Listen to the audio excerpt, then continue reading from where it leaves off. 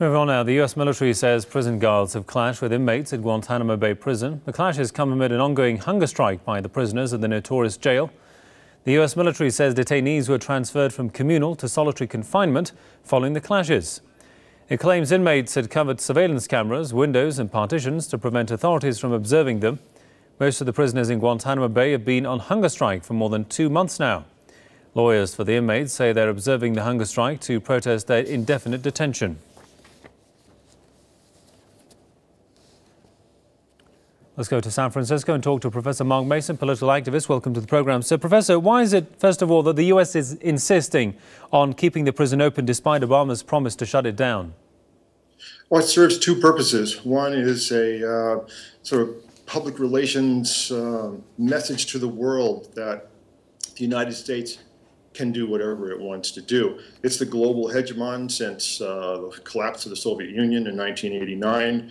And part of it is just it's a shell prison that, regardless of human rights abuses, human rights violations, regardless that the UN High Commissioner on Human Rights, Navi Pillay, last week called for the complete closure of Guantanamo prison, even despite the fact that the President of the United States, Barack Obama, promised to close the prison, and it's still open. So it serves as a message to the world that U.S. has the big stick and they will do whatever they please.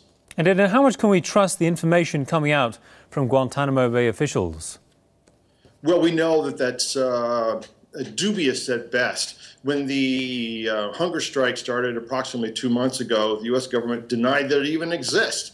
And when the word got out through lawyers and the press that there was indeed a hunger strike that's endangering the lives, inmates in the prison are endangering their own lives, and yet we can't get word out that they are endangering their lives because they are held there in violation of international law and violation of U.S. laws. And so we know that the U.S. has been lying about Guantanamo. The very existence of Guantanamo prison effectively is a lie. The prison exists only within the pretense that it has legitimacy, and it has no legitimacy under international law, no legitimacy under U.S. constitutional law.